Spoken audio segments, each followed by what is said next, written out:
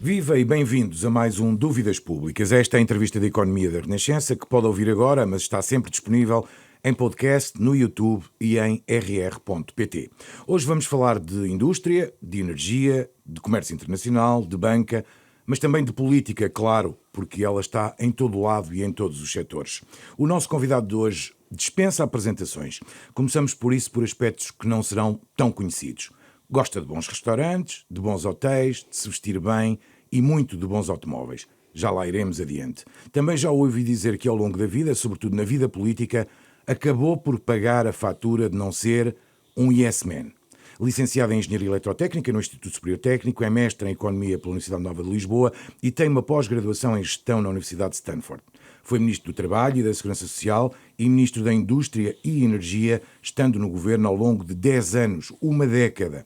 Na banca, foi-se sentando na administração de várias entidades bancárias. Para dar alguns exemplos, esteve na administração do BPI e do BIC, de que foi presidente, e foi também vice-presidente da Caixa Geral de Depósitos. Se não fiz mal as contas, no final deste ano fará 80 anos. Luís Mira Amaral é o convidado deste Dúvidas Públicas, entrevista conduzida por Sandra Afonso. E Arsénio Reis. Agradeço desde já ao engenheiro Mira Amaral estar hoje connosco. Muito obrigado. Bom dia eu. Muito obrigado. Podia ter sido Ministro das Finanças, podia ter sido Presidente da Caixa, da EDP, da Portugal Telecom, da Galp. Não tinha menos competência que os que lá têm andado. O Bloco Central Político-Financeiro que manda no país nunca me quis dar essas oportunidades. A frase é sua. Como é hoje a sua relação com o PSD? A minha relação com o PSD é uma relação, digamos, com alguma barreira higiênica de proteção. Tenho grandes amigos no PSD, posso dizer que neste governo há 6 ministros que são meus amigos pessoais e, portanto, dou muito bem com eles. Agora, desde a cena que o PSD me fez na Caixa de Depósitos, em que me atraiçoou, convidou para ir para lá para os ajudar que estavam aflitos com a gestão da Caixa. Eu saí do BPI, um banco privado em que estava muito bem como administrador e tinha até a minha reforma garantida, não precisava daquilo para nada. Fui para a Caixa de Depósitos, prometeram-me que eu entrava como vice-presidente e no fim do mandato do Sr. Professor Sousa eu passaria a presidente. Prometeram isto e depois o padre Durão Barroso, Manuel Ferreira não cumpriram, aldrabaram-me.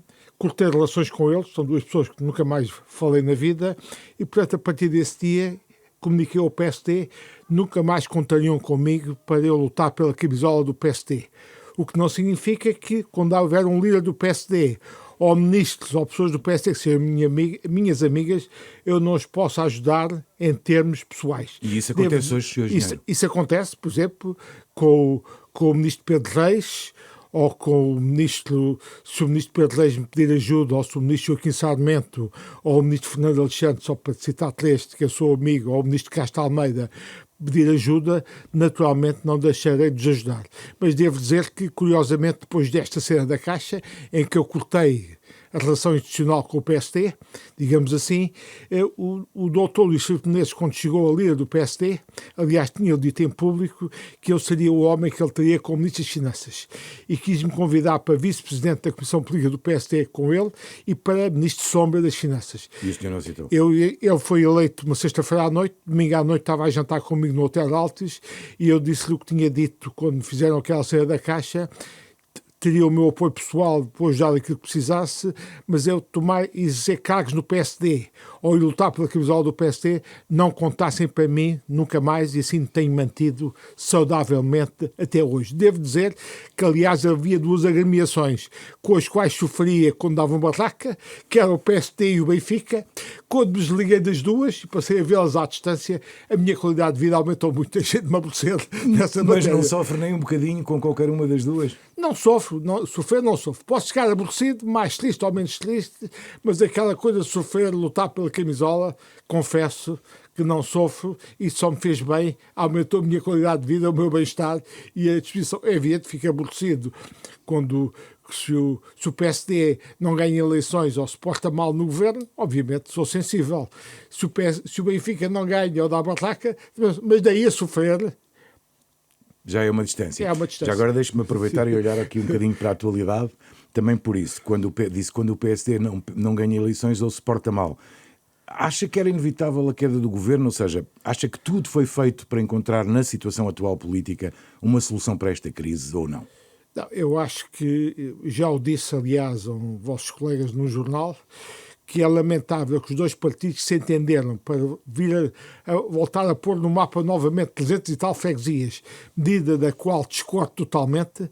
Então os dois partidos entendem-se para uma medida que para mim é péssima, mas não se entendem para manter a estabilidade política. Achei isto lamentável. E acho que há culpas de parte a parte.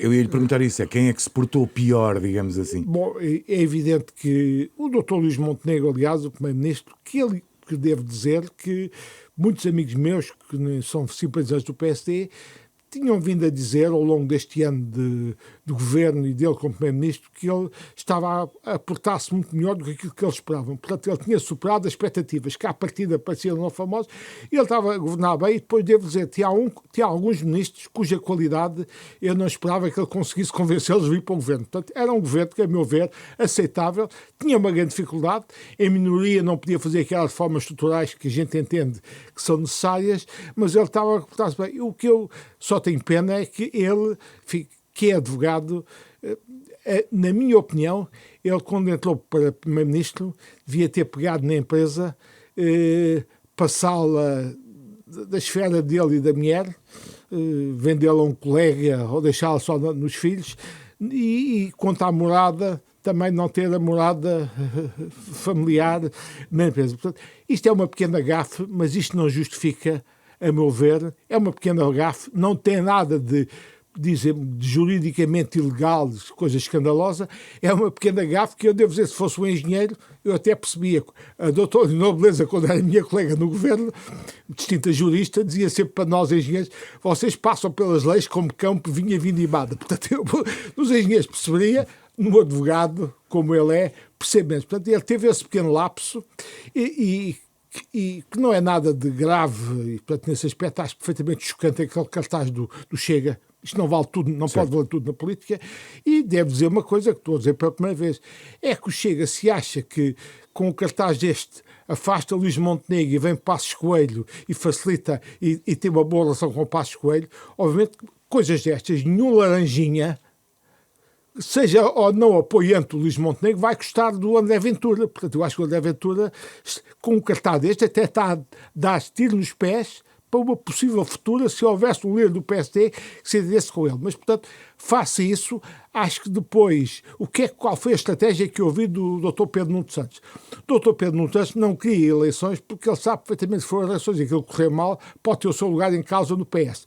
Então, mas como líder da oposição, e se calhar se o filme fosse ao contrário, fosse o PSD que tivesse a oposição, tentariam fazer o mesmo.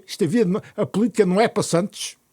Portanto, tínhamos consciência disso. O que é que o Dr. Pedro Nuno Santos fez? Eu não voto a moção de confiança, a moção de censura do PCP, portanto não deixo abaixo o governo, mas faço uma comissão parlamentar de inquérito que vai manter o Dr. Luís Montenegro em banho-maria a ser detido. Portanto, para mim foi claro que a estratégia do Dr. Pedro Nuno Santos, não deitamos abaixo o governo, não votamos a moção de desconfiança do PC, até dezembro estamos a favor da estabilidade, mas depois com a Comissão Parlamentar de Inquérito vão deixando isto de ter a banho-maria. E é aí que eu percebo a reação do Dr. Luís Montenegro, que não aceita depois ele ser derretido em banho-maria e antecipa-se com a moção de confiança. Chegado a este ponto, houve uma sugestão do meu amigo Ministro Castro Almeida que eu achava fair de duas partes. O PSD tirava a moção de confiança e o Dr. Pedro Nuno Santos tirava aquela Comissão de Inquérito. Aquela comissão de inquérito. Infelizmente, isto não se concretizou e é neste quadro que eu digo que é lamentável que os dois partidos se entenderam para uma medida que, a meu ver, é profundamente errada das freguesias, não se entenderam para evitar eleições que, obviamente, toda a gente já percebeu, ninguém gosta, ninguém quer, ou ninguém está satisfeito de ir a eleições. Há um ano já tínhamos lá ido e depois a minha preocupação é que eu não... Desde que é que me engano, por exemplo, na Madeira tivemos uma surpresa agradável. Tivemos uma solução de estabilidade quando ninguém pensava que ia haver uma solução de estabilidade. Desde que é que eu me engano, mas o mais provável, da minha perspectiva, é que as eleições não alteram nada do quadro existente. E não alterando nada do quadro existente, até me parece que vai ser mais difícil formar um novo governo, porque a situação entre os dois líderes está muito radicalizada. E, portanto, vejo isto. E a campanha pode até piorar essa situação, não é? No contexto tremendo de incerteza mundial, que já lá vamos, certamente vocês já vão perguntar, agir de adicionar incerteza nacional, eu acho isto muito mal e estou francamente aborrecido com os dois partidos, não é com um, estou aborrecido com os dois. Falta-me um protagonista que também queria ter a sua opinião sobre ele. E o Presidente da República? Bom, o Presidente da República foi apanhado, a meu ver, de surpresa nesta matéria. Se eu citasse o Dr. Marcos Mendes, candidato a Presidente da República, diria que o Presidente da República tem que antecipar as crises. É a teoria do Dr. Marcos Mendes tentando desmarcar-se do professor Marcelo Rebelo de Sousa, embora sejam grandes amigos, e, portanto, ele não conseguiu, de facto, fazer uma gestora de influência no sentido de evitar eleições.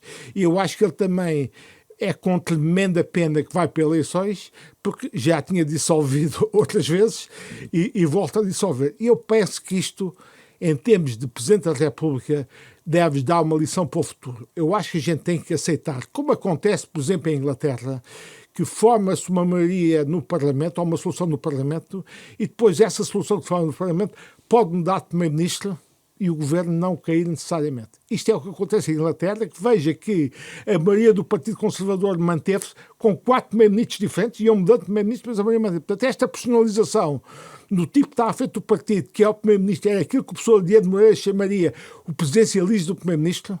Esta personalização, que foi muito enfatizada pela gestão do professor Marcelo Rebelo de Sousa, eu acho que o novo Presidente da República, e é isso que o Dr. Marcos Mendes, a meu ver, anda a dizer, tem que aprender a lição.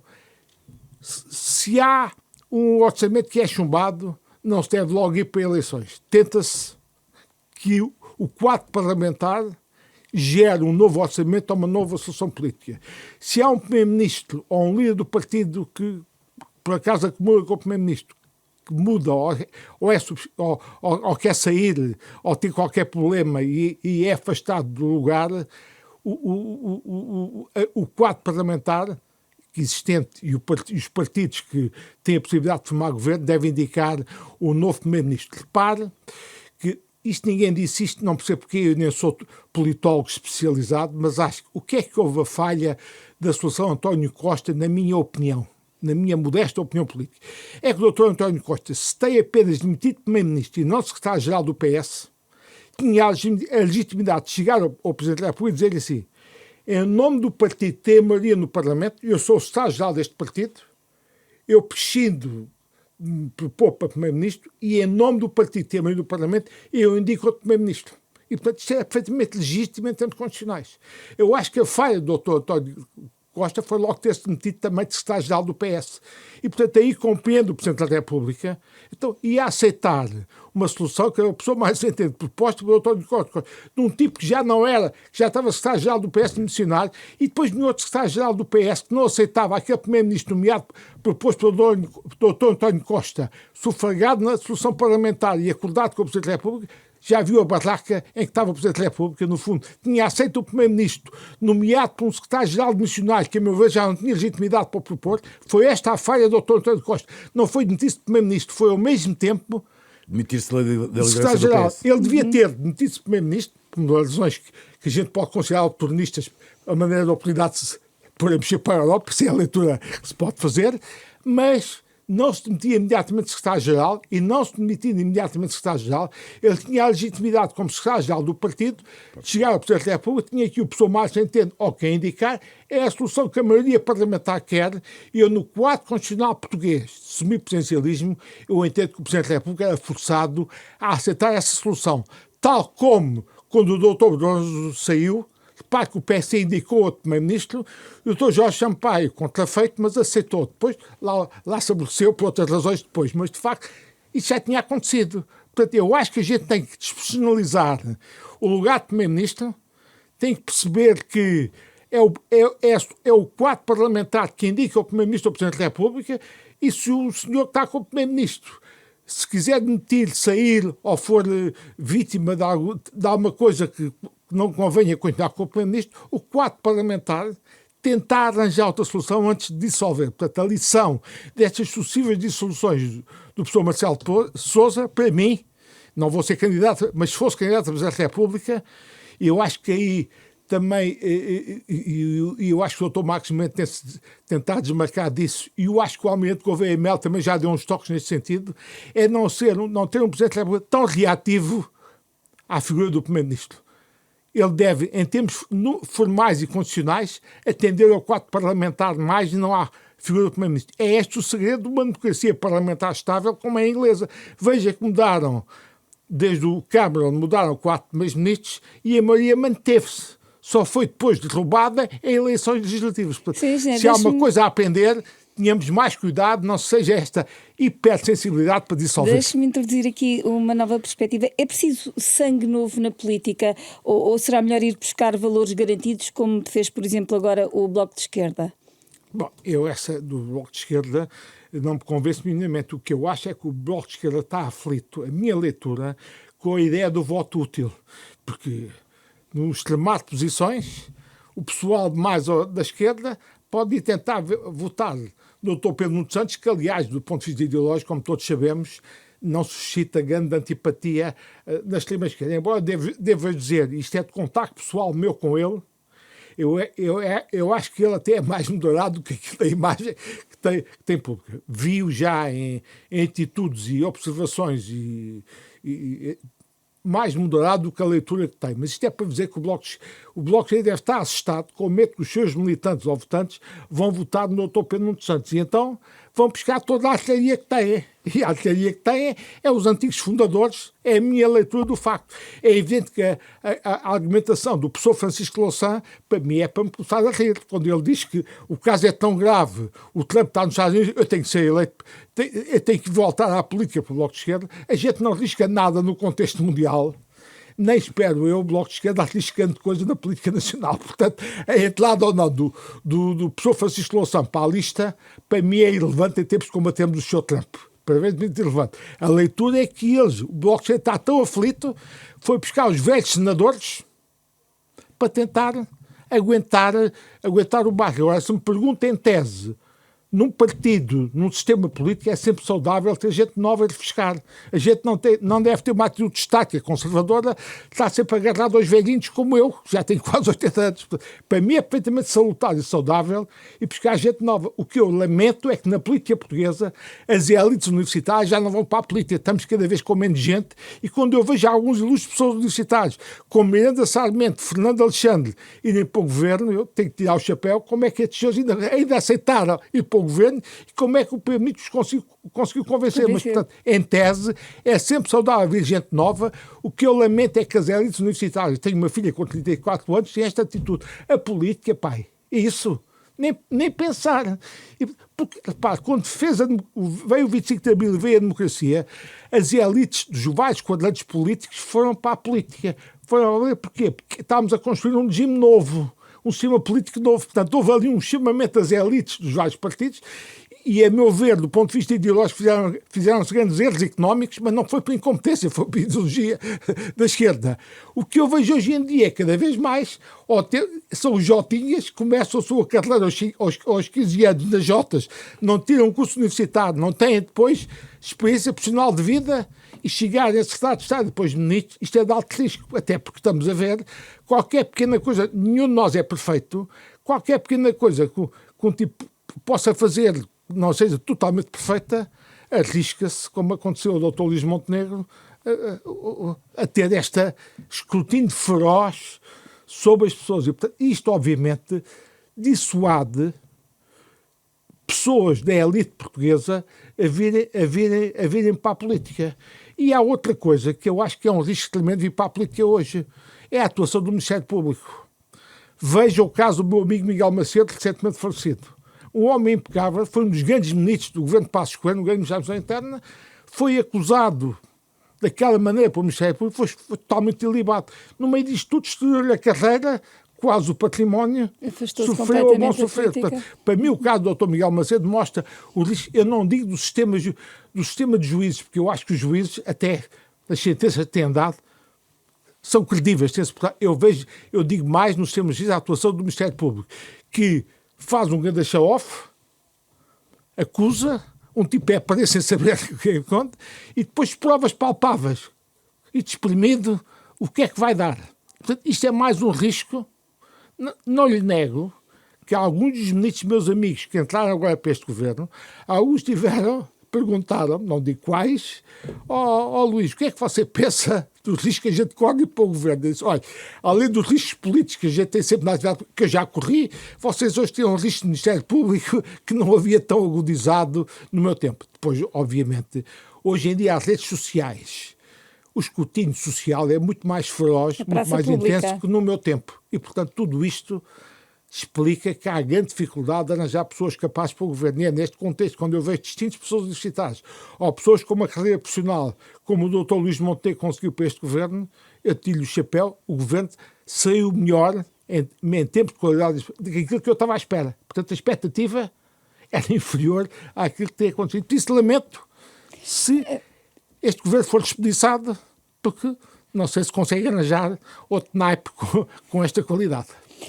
Regressando à queda do governo, mantém uma relação próxima com empresários e com a banca, compreende os receios sobre o impacto das novas eleições legislativas na economia e nos negócios? Bom, eu compreendo, em tese compreendo, já lhe disse há pouco que nós vamos acrescer à terrível incerteza geoestratégica mundial, uma incerteza portuguesa que é perfeitamente evitada.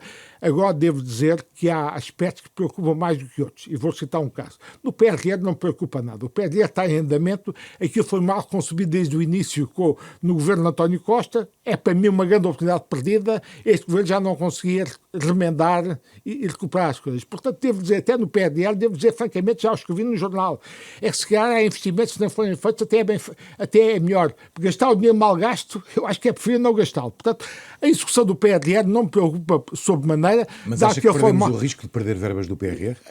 Perdemos com a mudança do governo, embora em tese um governo em gestão possa ir gerindo, não é uma coisa que ter um governo com toda a legitimidade a atuar e a fazer grandes mudanças. Portanto, já é difícil fazer grandes mudanças porque foi mal concebido desde o início e estava a ser pessimamente executado no governo de Costa.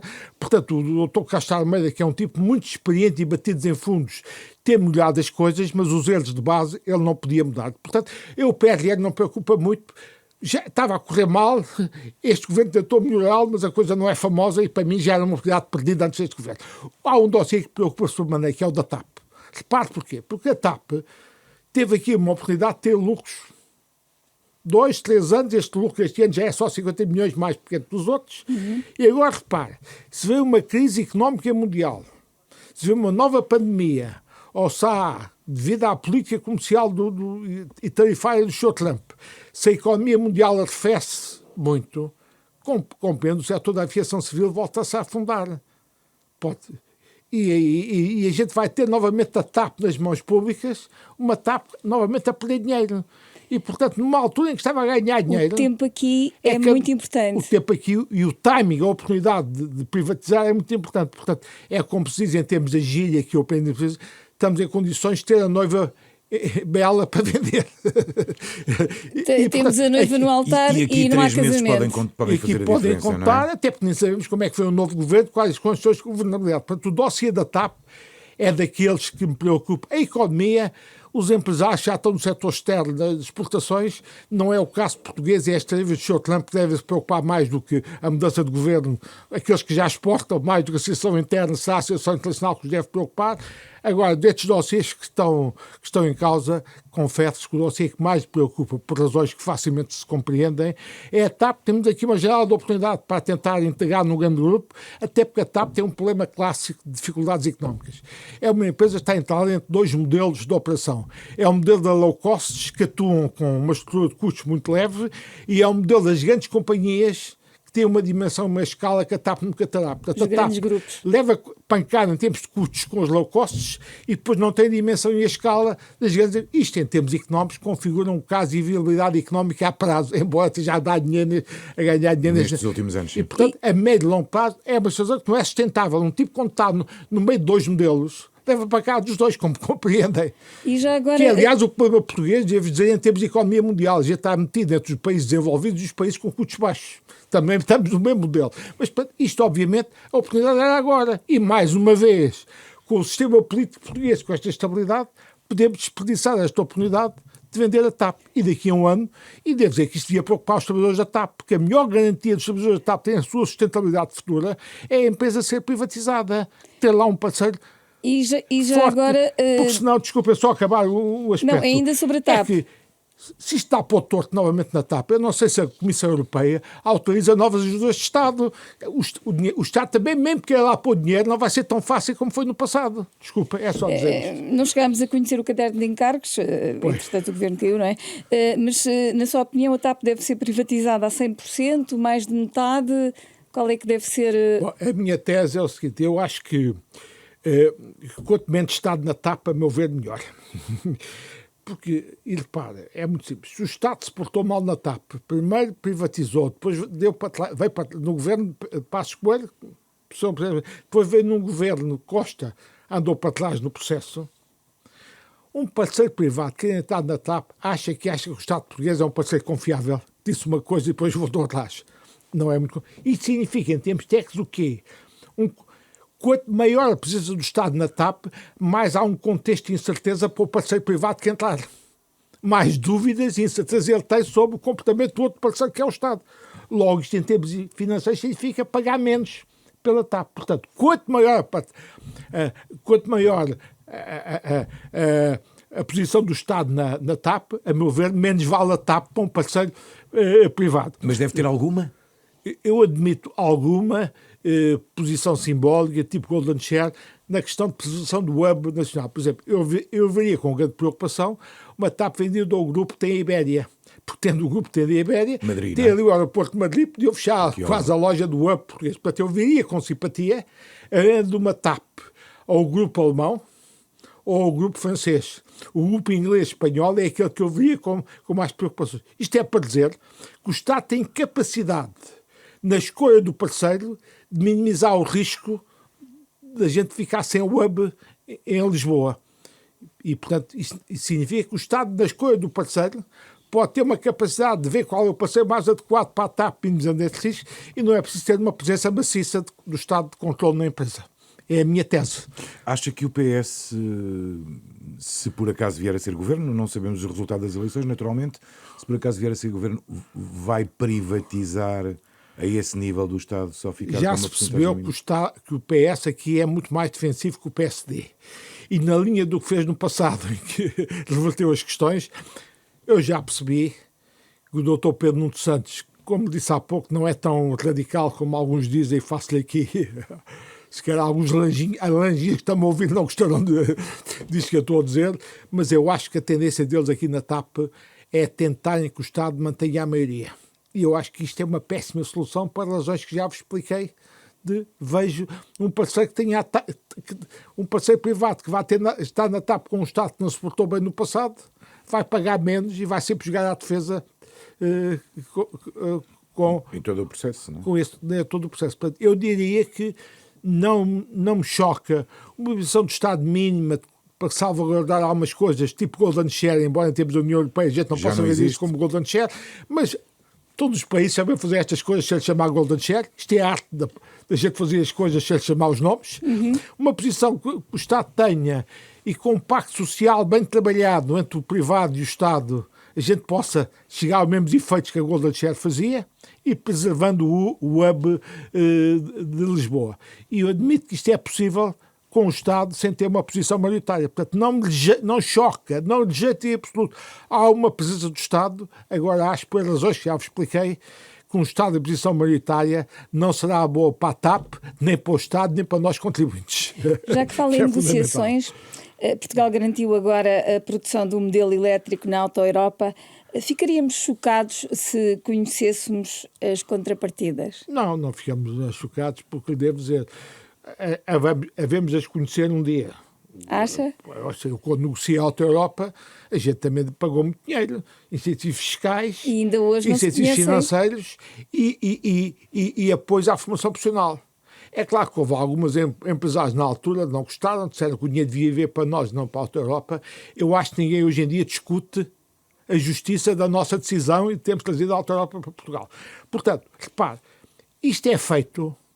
Aliás, o diretor-geral da Auto Europa em Portugal disse-o de forma clara e explícita, e eu devo dizer que a minha relação das negociações da Auto Europa com os alemães foi sempre impecável. Tenho excelente impressão dos alemães nos negócios, já não, às vezes não direi dos franceses ou dos americanos, mas os alemães são tipos sérios, parceiros fiáveis, podem ser duros a negociar, mas são depois impecáveis. E, portanto, o diretor-geral da Europa reconheceu e agradeceu o papel do governo no apoio à vinda para cá. Porquê? Porque a gente tem que perceber, se a Auto Europa está inserida no grupo Volkswagen, a fábrica da Auto Europa está a competir com as outras fábricas do grupo Volkswagen. Não está a competir com outras marcas, está a competir com as outras fábricas do grupo Volkswagen. E, portanto, para se ganhar o modelo elétrico, este low cost, à volta de 20 mil euros para Portugal, que vai ser um carro popular, o tal, das palavras do engenheiro Carlos Tavares, ex-CEO da Stellantis, é o preço que pode competir com os chineses. Para ganhar um modelo deste, tivemos que competir com outras fábricas europeias. E isto era importante, o apoio do governo português. Portanto, o governo português vai dar o apoio, não sei quanto, mas de incentivos financeiros, fiscais e de apoio à formação profissional, que são os necessários para poder competir com os outros. E, portanto, é capaz de ter dado um bocadinho mais, mas acho que é dinheiro bem emprego. Toda a gente perceberia o desastre para a economia portuguesa da Auto Europa sair de Palmela assim de um dia para o outro. E, portanto, vai pagar algum, não sei quanto, mas obviamente, como estamos numa democracia, isto tudo, apoios públicos a saber, a posterior vamos saber. Portanto, também não há aí nenhum problema. E porquê que portanto, acha...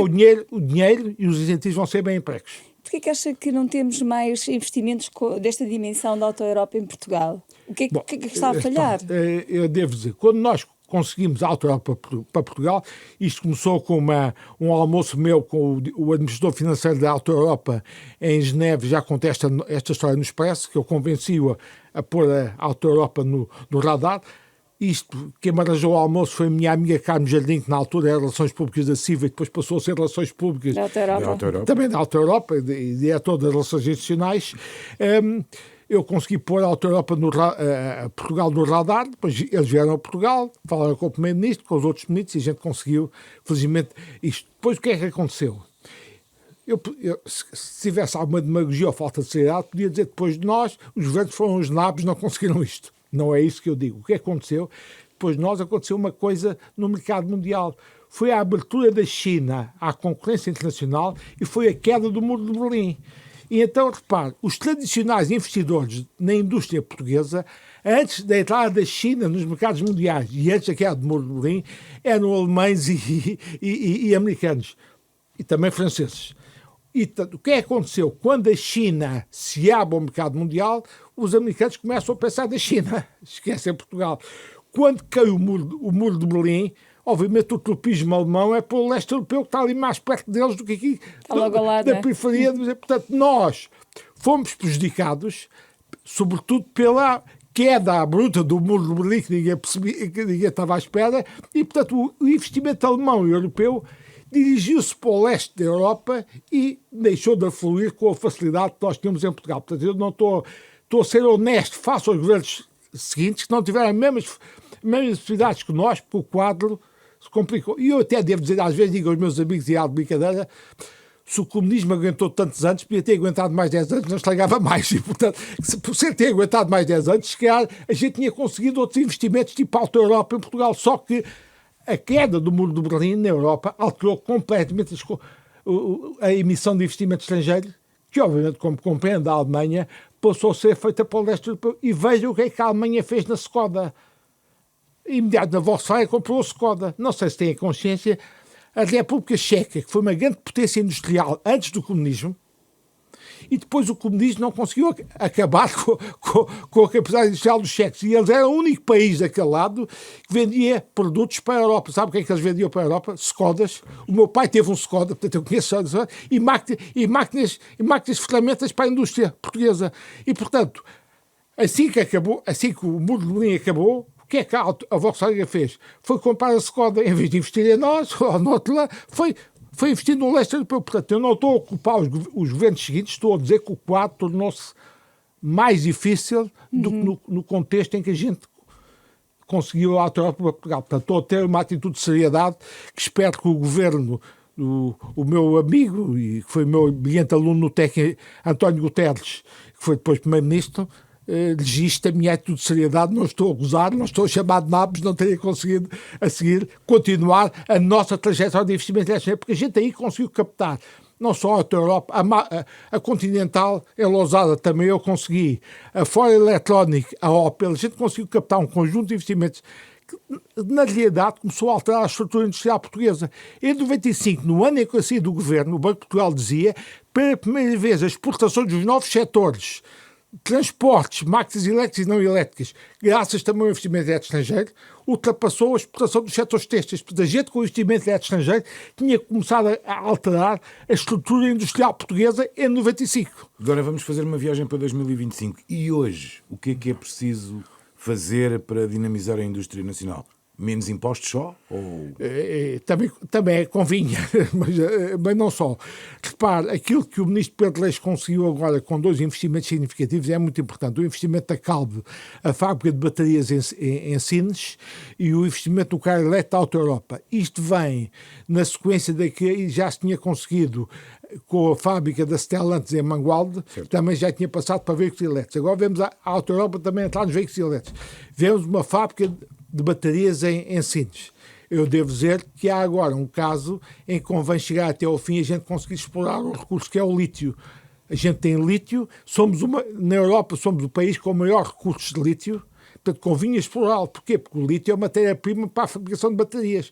Portanto, repare, a gente já tem uma fábrica de baterias, já tem duas fábricas de montagem de veículos elétricos.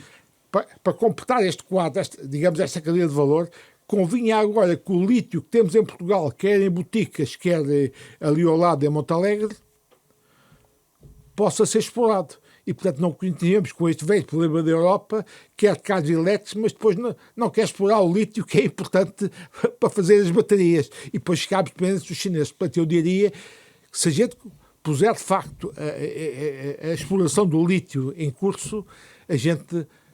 Nesta transição do veículo automóvel, dos veículos de motor térmico para veículos elétricos, começamos a ter a cadeia de valor para o fazer. E reparem, quando a gente trouxe para Portugal a Auto Europa, eu consegui outra coisa. Fiz no Ministério, chamado Gabinete de Apoio à Participação na Indústria Nacional, o GAPIN, eu dinamizei a indústria de componentes.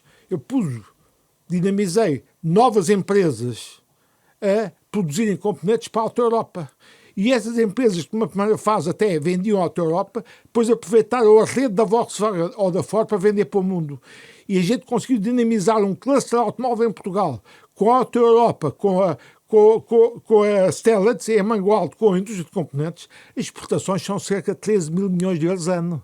Portanto, a gente agora está a transitar para o veículo elétrico, convém defender este cluster. Como compreende, o veículo elétrico é mais fácil, tem menos componentes que o veículo de motor térmico, mas tem uma componente tramada que é as baterias. Logo, a importância da fábrica de Sines da Calbe e a importância de explorarmos o lítio para produzir baterias. Já que fala dos clusters, o secretário-geral do PS, Pedro Nuno Santos, quer atualizar o relatório Porter, também é uma iniciativa sua, que já Exatamente. Tem 30 anos. Concorda com este exercício? Olha, é preciso voltar atrás e atualizar? Eu devo ver o secretário-geral de um partido que não é o meu, vi pegar numa ideia minha. Eu acho que foi simpático para mim, não posso deixar de dizer, confessar, mais uma vez, se calhar, os tipos do PSD não gostam do que eu estou a dizer, mas obviamente para mim foi simpático. É evidente que eu acho que a ideia pode ser boa, o contexto é diferente da altura, as metodologias postas também têm que ser atualizadas, são metodologias de há 30 anos, o contexto é diferente, portanto, acho uma boa até por uma razão simples. É que se a gente fizesse um novo trabalho tipo Porter, punha-se a discutir a economia portuguesa e a competitividade das empresas, em vez de andarmos, como andámos o ano todo, a discutir o Estado e o seu orçamento. Repare que o último ano andou entretido a discutir o Estado e o seu orçamento. Olha bem, um novo estudo tipo Porter... E muitas vezes não foi o próprio orçamento em si, mas passava ou não passava. As tricas dos impostos. Portanto, e não se discutiu a economia. E repare, porque é que eu acho, em termos económicos, que há condições hoje únicas para voltar a discutir a economia? Porque, reparem, o país viveu graves equilíbrios e o país, felizmente, hoje está equilibrado. Está equilibrado em termos externos, não temos déficit externo. Está equilibrado em termos orçamentais, até temos um ligeiro superávit, podemos falar nisso se quiser mais tarde. E está equilibrado em termos internos, na medida que não temos desemprego. Portanto, os 3 grandes equilíbrios de uma economia, que é o equilíbrio externo, o equilíbrio orçamental e o equilíbrio de emprego, o país está equilibrado. Portanto, a gente não tem os velhos desequilíbrios do passado, logo temos condições únicas, libertada dos problemas destes equilíbrios, discutir a economia portuguesa. Mas neste contexto, eu acho que a ideia de revisitar um relatório Porter num contexto que é diferente de há 30 anos, Era uma boa ideia. Claro que vi alguns empresários dizer logo, a gente não precisa de relatórios, a gente precisa de medidas. Uma coisa não impede a outra. Isto não impede que os governos façam o que tem que ser feito. Devo dizer, há muita coisa que já está estudada, diagnosticada, e é só falta vontade política para implementar. Portanto, aí os empresários têm razão. Agora, a meu ver, isto não dispensa a ideia de a gente utilizar o resultado do relatório de Porta como uma maneira de voltar a discutir a economia portuguesa e a competitividade das empresas. Portanto, eu, nesse sentido, apoiei a ideia do Pedro Nuno Santos, mas nesta perspectiva. Mas, Sr. Engenheiro, no caso, o líder do PCT defende que o Estado apoie setores específicos, definidos à cabeça quais são. Bom, isso o aí... Ministro da Indústria, durante anos, tem uma experiência vasta em empresas. Isso é a velha discussão que eu ponho em termos telemados. Em termos telemados, a malta mais direita, mais liberal diz o Estado não tem nenhuma visão estratégica, o mercado funciona, os empresários fazem o que querem. Economia livre. É a visão de um lado. Depois há a visão extremada do outro lado, e eu aprendi isto porque observei o governo Mitterrand em 81 em França, a lógica socialista que eu chamava do mécano industrial. O que era? Há um governo e um ministro iluminado que ali na sua secretária dita quais são os setores a apoiar e os setores a acabar com eles. Eu rejeito essa teoria. O que eu pratiquei no fundo é um bocadinho isto. O que eu pratiquei no governo, e até um economista de esquerda, insuspeito como o professor Paz Mamed, já escreveu nos jornais textos muito simpáticos sobre mim, foi o seguinte, vamos lá ver. A gente tem uma realidade que não pode escamotear. Temos setores industriais tradicionais, o têxtil, vestuário, calçado, confecções, madeira, mobiliário, tal, cerâmica e vidro. São setores, porque é que se chamam tradicionais? Porque fazem parte da nossa tradição industrial, não são obsoletos, mas têm um certo desafio de modernização. Portanto, eu vou ter que ter uma política setorial para estes setores. Não estou a escolher, eles lá existem. Estão instalados. Estão instalados. E depois vou tentar captar investimento e outras coisas para avançar para novos setores.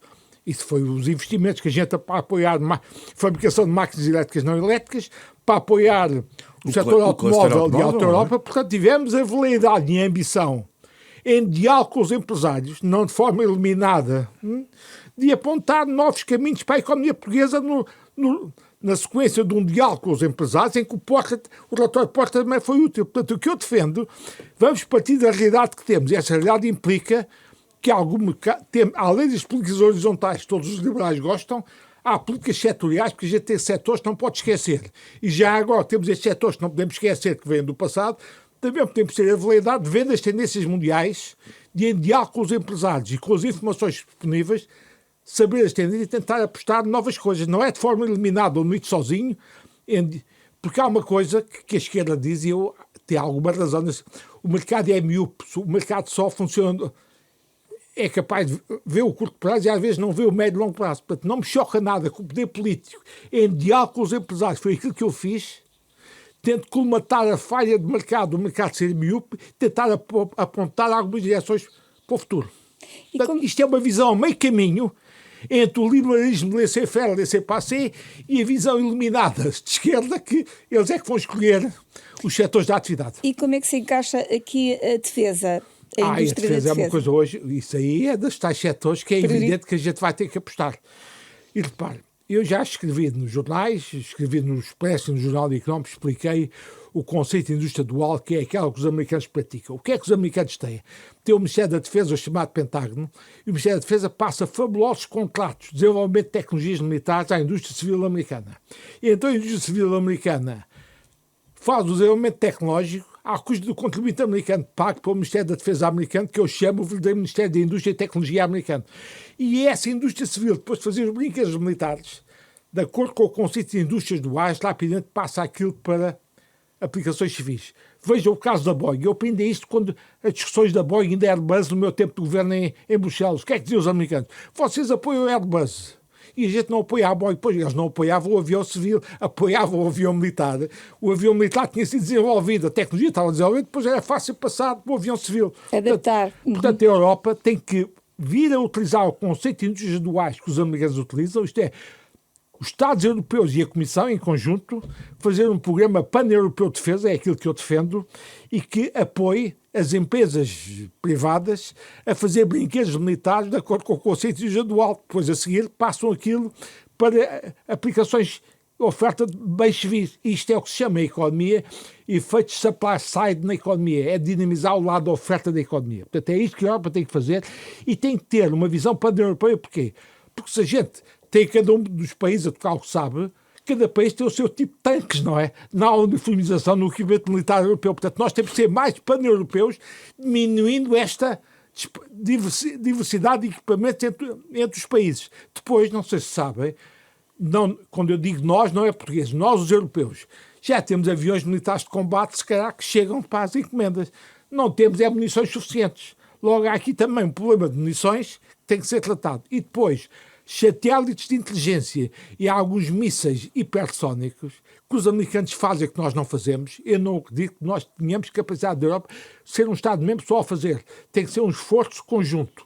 E a gente tem um caso de sucesso na Europa, pouca gente fala, a Airbus, que está a acelerar a Boeing em termos de competitividade. A Airbus hoje em dia é uma empresa fabricante de aviões que está mais respeitada que a Boeing, que está cheia de problemas. Portanto, e a Airbus é resultado de um consórcio europeu, não foi um país sozinho. Portanto, o caso do Airbus mostra-nos, se a gente se unir e tiver uma lógica pan-europeia, tem a capacidade de produzir equipamento militar numa lógica pan-europeia. E depois, se há fábricas de automóveis que vão fechar com a crise automóvel, talvez conviesse utilizar essas fábricas para produzir adaptadas. Não sei se sabe que os americanos têm na sua Constituição um dispositivo muito simples que diz o seguinte: em caso de guerra ou emergência militar, o governo americano pode requisitar fábricas privadas para construir equipamento militar. Fizeram isto na Segunda Guerra Mundial. E, portanto, eu acho que estes conceitos a gente também deve ter na Europa numa lógica pan-europeia. E, obviamente, devo dizer o seguinte: há aqui um problema de finanças públicas. Era isso que eu lhe queria perguntar. A gente só gasta 1,6% do PIB em despesa. Como é que vamos financiar este rearmamento da Europa? A gente só gasta 1,6%. Portugal só gasta 1,6% em despesas militares. Já antes se pressionava que devia chegar aos 2%, agora já alguns falam em 3% ou 4%. É evidente que isto significa o quê? Isto não há milagres, significa que tem que haver alguma parcimónia, alguma contração noutros casos. Em todo caso, o que é que a União Europeia disse neste momento, para facilitar as coisas? Disse que admitia a hipótese da despesa militar não contar para o déficit. Portanto, em termos da União Europeia, isto facilita a vida. Pode não facilitar em termos de mercados, porque a União Europeia não chateia, não vai incomodar, mas depois os mercados são implacáveis, acham que mesmo que não conta para o déficit da União Europeia, conta para a dívida dos países. Que os mercados têm que financiar. Portanto, depois aqui o problema. Isto para dizer o quê? A Europa viveu comodamente à custa da proteção americana e todo o comportamento de Sr. Trump mostra que este tempo acabou. Portanto, a Europa tem que se rearmar para ser um parceiro credível, senão ninguém desliga nenhuma. Há duas situações confrangedoras que eu vejo neste quadro da Ucrânia. Ninguém liga nenhuma à Europa, nem à ONU. Já pararam. Isto é feito entre os Estados Unidos e a Rússia. Isto não é admissível para nós, europeus. Portanto, a gente tem que se rearmar, tem que arranjar maneiras de financiar o esforço de despesa e, na medida em que a gente consiga fazer esta lógica americana de indústrias duais, a própria despesa militar tem efeitos benéficos na economia e faz crescer a economia. Portanto, há aqui uma maneira inteligente de tentar minimizar aquilo que perguntou, e muito bem, como é que a gente vai financiar a despesa. Eu ia perguntar se o modelo utilizado para o setor automóvel não pode ser semelhante no setor da defesa. Quero com isto dizer, só para explicar muito rapidamente, hoje nós não produzimos propriamente, não há um carro português, não há uma marca automóvel portuguesa, mas produzimos carros em Portugal, ou pelo menos montamos, e exportamos peças para vários modelos a nível europeu. Com certeza. Acha que o modelo da saúde poderia ser nesta lógica ou não? Também, Portugal, repare. Da saúde, desculpe, da defesa.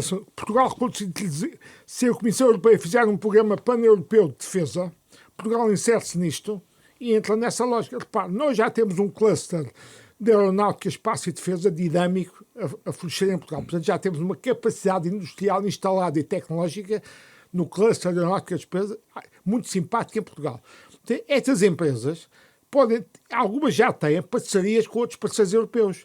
Podem entrar num esforço conjunto europeu. Se a Comissão Europeia lançar programas mobilizadores que sejam consórcios entre empresas e universidades, no programa Horizonte Europa já há empresas e universidades portuguesas nisto. Porque é que num programa de defesa em consórcio entre empresas e universidades, não onde entrar também empresas portuguesas e universidades portuguesas num contexto de fazer desenvolvimento de tecnologias militares. Isto, nós temos que aproveitar a boleia europeia e temos todas as condições neste momento, sou otimista nesse aspecto, porque o cluster de aeronáutica, espaço e defesa tem sido muito dinâmico, de se poder inserir, tal como fizemos no automóvel, num contexto europeu. Não é temos a validade, vamos nós produzir o avião de última geração ou o míssil de última geração, mas há coisas que podemos produzir para eles. Por exemplo, devo dizer, drones já fazemos. Certo. Civis e militares. Construção de preparação naval, na robótica, nos materiais, nas tecnologias de informação, nos testes e calçados, temos capacidade industrial instalada que serve para a indústria de defesa europeia. Portanto, temos aqui atributos para entrar na lógica que citou muito bem, que já se fez no automóvel. Eu nunca tive a pretensão de fazer um automóvel português, mas tive a pretensão de ter fábricas de automóveis em Portugal. Também é o mesmo. Não vamos fazer aviões portugueses ou mísseis hipersónicos portugueses. Mas a Airbus há de ter peças que muitas delas são feitas em Portugal. Vamos ser capaz de fazer componentes para um projeto destes europeu, como houve o projeto Airbus. Não sei se sabe, que a gente já faz componentes para o Airbus aqui em Portugal. Sim. Fazíamos em Évora, na fábrica da Embraer. Então porquê é que não podemos fazer para estas coisas também? Deixe-me abordar ainda a banca, porque é um tema muito importante e passou por vários bancos. O Banco de Fomento funciona agora com um modelo ligeiramente diferente daquele que conheceu quando lá esteve e está nesta altura debaixo de muitas críticas dos empresários. Tem agora uma nova direção. É preciso reestruturar a instituição? Bom, primeiro uma precisão, é que este Banco de Fomento não tem nada a ver com o Banco de Fomento em que eu estive. Pois, é muito Era diferente. o velho Banco de Fomento que... Eu até digo isso aos meus amigos socialistas e de gozo, que o engenheiro Guterres, o meu amigo Guterres, como primeiro-ministro, numa perspectiva neoliberal, privatizou e acabou com o Banco de Fomento. Portanto, o Banco de Fomento, em que eu estive nos anos 80 do século passado, em que muito aprendi e fui ao serviço do Banco de Fomento, que eu conhecia a indústria portuguesa, empresas portuguesas, foi muito útil, e que aprendi a avaliar projetos de investimento e a ver as finanças das empresas, foi muito útil a minha passagem para o Banco de Fomento, para a minha vida política e profissional e empresarial futura. O velho Banco de Fomento, o que é que veio? Veio o engenheiro Guterres, fez um concurso e vendeu o Banco de Fomento ao BPI. O BPI era um banco privado, comercial, obviamente transformou o Banco de Fomento no atual Banco BPI, portanto, aquele Banco de Fomento, desenvolvimento estatal que nós tínhamos, desapareceu no governo Guterres. Eu digo aos meus amigos socialistas, uma medida neoliberal. Foi pena que isso acabasse, porque aconteceu uma coisa espantosa, é que ficámos o único país da Europa a não ter um banco de desenvolvimento estatal. Até os alemães, com o KfW, têm um banco estatal. Os franceses também. Nós fomos mais liberais no governo Guterres que os liberais europeus. Foi um erro que fizemos. E devo dizer que o que eu sempre defendi é que o velho Banco de Fomento em que eu tinha sido coado devia ser integrado na Caixa de Depósitos, quando a Caixa não tinha a Caixa IBI, não tinha o seu banco de investimentos e, portanto, o Banco de Fomento integrado na Caixa de Depósitos era o braço de banca de investimentos da Caixa e Banco de Desenvolvimento Estatal. Foi pena não se ter feito isso, tinha-se protegido o Banco de Fomento do passado, tinha-se robustecido a Caixa de Depósitos, mas eu não mandava nas finanças portuguesas, esta visão não se impôs. Portanto, o novo Banco de Fomento foi criado, não tem nada a ver com o outro. Porquê? Porque hoje é criado e vive à custa de fundos comunitários, e os fundos comunitários têm regras e restrições que não dão ao banco a mais a manobra que tem um banco privado com depósitos privados. Portanto, está sujeito ao filtro da Comissão Europeia e depois, confesso que até hoje a coisa não funcionou bem. Os empresários não têm uma boa imagem do Banco de Fomento, aquilo não funcionou. Daí a minha pergunta, faz sentido... O que é que o ministro Pedro Reis, que tem experiência bancária porque foi quadro superior do BCP, está a tentar fazer? É a terceira restauração do Banco de Fomento. Já houve duas falhadas, está a tentar a terceira. Confesso, com toda a amizade e consideração que tenho pelo ministro Pedro Reis, prognóstico reservado. Percebo o empenhamento dele, percebo que ele tinha ido buscar quadros à banca para fazer a nova restauração do Banco de Fomento. Agora não tenho certeza absoluta que isto funciona, até porque há aquele velho ditado português, as coisas quando começam tortas, depois dificilmente sem direita. E como é que podia funcionar? Aliás, disse ao meu amigo ministro Pedro Reis que há duas áreas em que ele tinha de facto grande experiência, que era na área bancária, portanto, para mudar o Banco de Fomento, e na área do ICEP, porque ele foi presidente do ICEP. E aí o que ele está a conseguir no investimento direto estrangeiro. Portanto, sobre o Banco de Fomento, espero que isto desta vez acerte. Agora não tenho a certeza absoluta, portanto, prognóstico reservado. Acha que faz sentido ainda a integração na banca comercial, por exemplo, na Caixa? Vamos lá ver. A lógica é esta. E foi o decreto-lei de criação do Banco de Fomento diz que é o Banco de Fomento veio fazer coisas que a banca comercial não faz. E dou os casos muito simples. As pessoas que cá não têm a consciência que um banco comercial o que é que faz? O banco comercial pega em depósitos e transforma os depósitos em crédito às empresas e às famílias. E nós todos, quando fazemos depósitos no banco, não queremos perder o capital. É capital garantido. Exatamente. Portanto, o depósito é um produto de capital garantido. Logo, se o depósito é um produto de capital garantido, o modelo de negócio de um banco comercial é transformar aquilo que é depósito, que é capital garantido para os depositantes, em crédito com pouco risco. Portanto, a banca comercial não pode fazer crédito com grande risco. Logo, por exemplo, uma startup a começar não é para a banca comercial, é para outras entidades financeiras. A banca comercial não financia startups normalmente porque aquilo está para começar. A banca comercial gosta de financiar empresas maduras com pouco risco que têm projetos de desenvolvimento. Projetos mais conservadores, no fundo. Conservadores. Não é? Portanto, o Banco de Fomento, nesta lógica de falha de mercado e de falha do sistema bancário e comercial, o que é que devia fazer?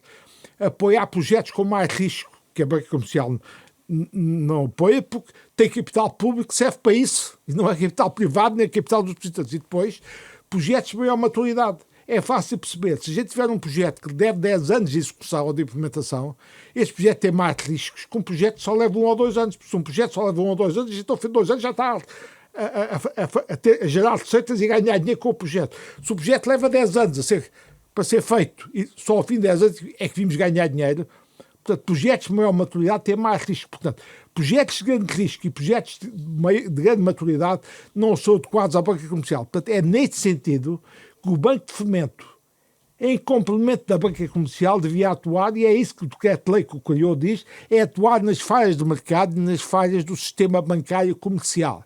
Não sei se lembra que o Dr. Jorge Sampaio, quando era Presidente da República, mal aconselhado, não devia ter um açougue para perceber-se de banca, veio dizer que a banca comercial não apoiava o empreendedorismo e as startups. Pois não devia apoiar, porque aquilo é de risco. A banca comercial trabalha com depósitos garantidos.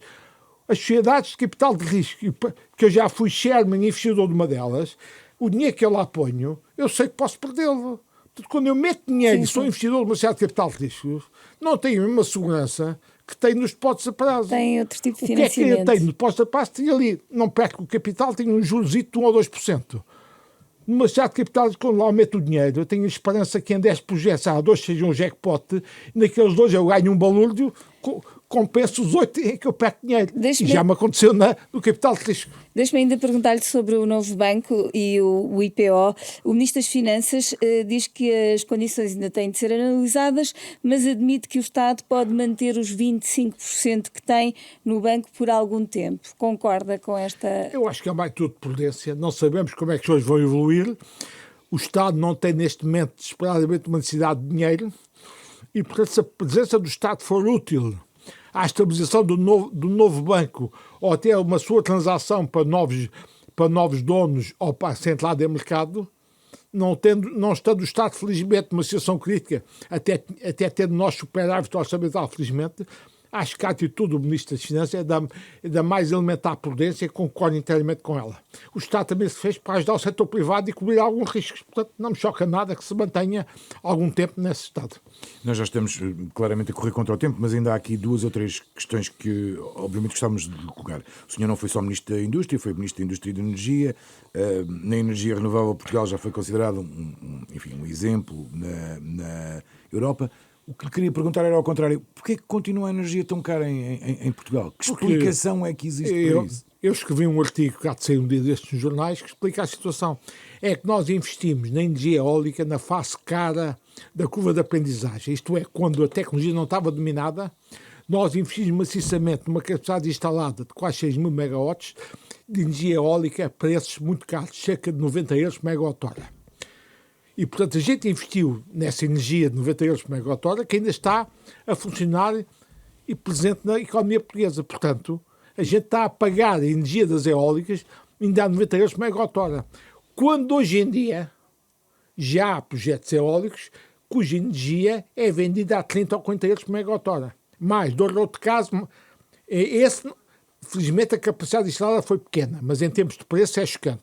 Quando o Ministro Manuel Pinho investe numa central fotovoltaica prematuramente com uma tecnologia ainda imatura, não dominada, e essa energia nos custa 350 euros por megawatt-hora, os últimos leilões que foram feitos em Portugal do solar já são a 20 ou 30 euros por megawatt-hora. Portanto, a minha tese e a minha resposta clara à sua pergunta, nós estamos a pagar energia muito cara porque investimos em tecnologias eólicas que ainda está na fase inicial da curva de aprendizagem, portanto, não estavam maduras tecnologicamente, logo o preço é demasiado caro e, portanto, a gente está a pagar energia eólica a 90 euros por megawatt-hora. Portanto, só quando esta energia for descontinuada e for substituída por uma nova tecnologia eólica mais moderna e com preços mais baixos, é que o custo de energia vai baixar. Repara, a Ministra do Ambiente disse outro dia uma coisa que inteiramente verdade. Ela disse, confessava, embora seja uma grande entusiasta das energias renováveis e uma grande apoiante, veio confessar que, de facto, o preço para os consumidores, a gente não sentiu ainda no preço dos consumidores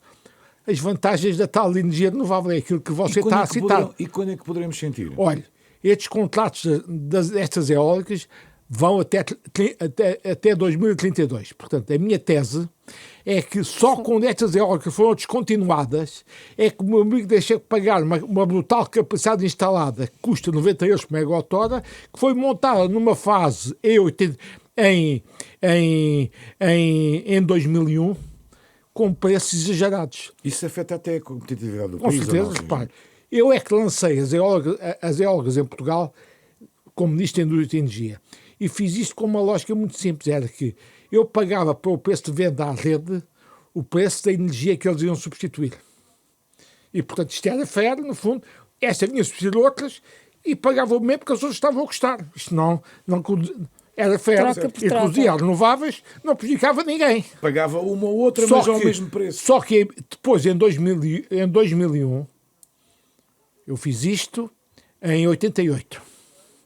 Depois, uns anos depois, um governo PS esqueceu esta minha lógica, fez um novo decreto-lei e pôs as eólicas a pagar as eólicas a cerca de 90 euros por megawatt-hora.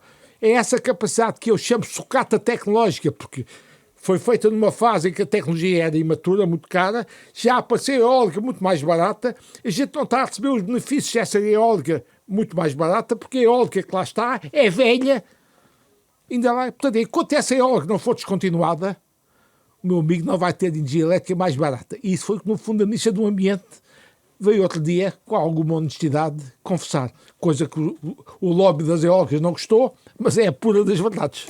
Deixe-me ainda fazer uma pergunta sobre esta guerra comercial que está em curso.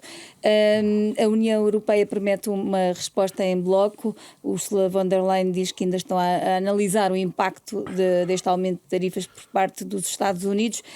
Concorda com uma retaliação? Bom, há aqui duas teses. Numa lógica meramente económica e aplicando a teoria dos jogos, que eu já expliquei isto no Expresso, o melhor é estar bisquetes, não retaliar. Porque retaliar, o que acontece aos consumidores?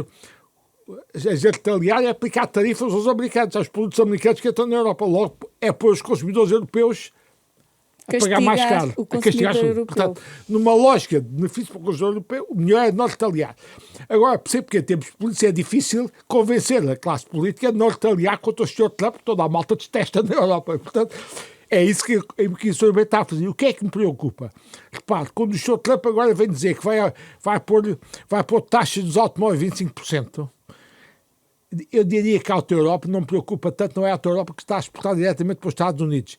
Preocupa noutros produtos, por exemplo, no setor metalomecânico, no têxtil e farmacêutico, que as empresas portuguesas, quando viram a Europa a patinar, com um grande mérito, dirigiram para o mercado americano. Portanto, eu acho que a gente vai apanhar alguma coisa nas exportações portuguesas, é um dos riscos da conjuntura internacional que eu vos citei há pouco, vai apanhar por tabela dificuldades das exportações portuguesas mais para os Estados Unidos. Mas temos um efeito, o terceiro efeito, que é este. Os grandes países europeus que exportam muito para a América, como a Alemanha, são prejudicados, vão ter dificuldade em exportar e, portanto, a sua economia vai arrefecer ao ser prejudicada. E, por aí, as nossas exportações para a Alemanha e para esses países apanham por tabelas. Portanto, há um efeito direto que a gente apanha as nossas exportações para a América, mas esse, se calhar, não é o que preocupa mais. O que preocupa mais é os grandes países europeus que exportam para a América vão ter efeitos diretos maiores que os nossos e, tendo esse efeito, a economia deles vai arrefecer. E arrefecendo, e como a gente exporta para eles, é prejudicado nessa perspectiva. Portanto, é nesse aspecto que eu estou preocupado com as tarifas do Sr. Trump, este efeito indireto, pouca gente tem consciência dele. Estamos mesmo a terminar, mas ainda assim não resisto a fazer-lhe uma pergunta um bocadinho provocatória. Quantos Porsches é que o senhor pode comprar nesta fase da sua vida? Eu digo isto, sabe porquê? Porque nas entrevistas que vimos, era um dos seus sonhos, que julgo só terá concretizado depois da saída do governo, aliás. Sim, bem, mas ouça, eu desde miúdo tinha a ambição de ter um Porsche. Nos meus anos, aos 20 e tal anos, quando andei nos ralis... Especificamente um Porsche, não era um carro qualquer, era um Porsche. Quando andei nos ralis, para mim o Porsche na altura, 900, era o carro que a gente ia de fato piloto fazer o rally e depois podia ir nele de smoking para a festa de distribuição de prémios. Para mim é o exemplo. E até me lembro do ministro Correia de Oliveira, do governo Salazar, ter um Porsche. Eu acho que o Dr. Salazar não devia gostar muito disto, pelo que eu conhecia do Dr. Salazar. E uma vez até citei, viu sair do Gambrinus o chofer a guiar o Porsche e ele ao lado. Eu já disse isto até em público, foi a única vez que eu me senti socialista, porque achei que a riqueza estava mal distribuída. Eu não tinha dinheiro para ter um Porsche e o tipo tinha dinheiro, não o guiava, punha o motorista. Portanto, eu só comprei um Porsche depois de sair do governo, uns anos depois, com o dinheiro que ganhei na banca, comprei o meu primeiro Porsche 911, depois troquei por outro e agora vou no terceiro Porsche 911 que comprei. Portanto, eu tenho um Porsche 911 Carrera, neste momento 2009, chamado a geração 997. Tenho um Porsche Carrera. Que continua a conduzir, naturalmente. Perfeitamente. Ouça, e não sei se sabe que 80% dos Porsches que foram fabricados trabalham ainda. Portanto, para mim um Porsche é um carro que não dá manutenção. Aquilo é um carro excelente. O investimento não é barato, obviamente. Tá bem, mas depois aquilo não tem problema. E já agora tenho esse Porsche para passear em Cascais. E depois comprei um SUV, um Macan, para andar na estrada. Porquê? Porque este Porsche 911 que eu tenho para Cascais já é muito duro para as minhas costas. Portanto, eu, aos 79 anos, fazer uma viagem... mais cómodo, fazer uma viagem de Porsche 911 até ao Algarve, as minhas costas a meio já suspiram para uma coisa mais confortável. E então, tinha um Mercedes SUV, troquei o Mercedes SUV agora para um Porsche Macan, que é um carro espetacular, é tão rápido como o outro, Porsche que eu lá tenho, mas tem um conforto e uma comodidade que não tenho. E quando os meus amigos perguntam porque é que eu quero um Porsche, eu digo que já não é para acelerar, com os 79 anos já não tenho os reflexos que tinha antigamente, tenho consciência disso, mas ouvir o barulho do motor, aquilo para mim é uma sinfonia, é como a música. Vamos a isso. A terminar, pedimos sempre aos nossos convidados que escolham um tema musical, uma música de que gostem ou que os tenha marcado. Queria ouvir as suas escolhas, que nos explicasse um bocadinho porque é que o fez.